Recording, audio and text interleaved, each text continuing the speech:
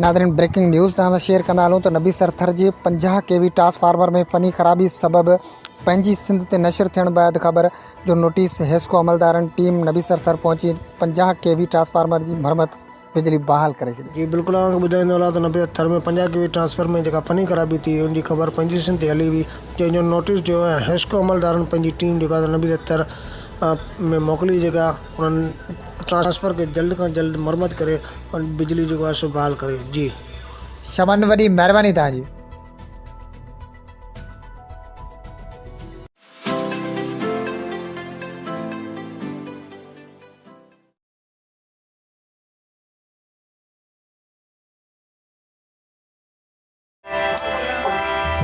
हालात के कदमों में कलंदर नहीं गिरता,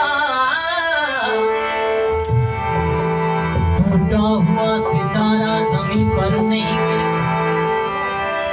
गिरते हैं बड़े शौक से समुंदर में कई दरिया, लेकिन किसी दरिया में समुंदर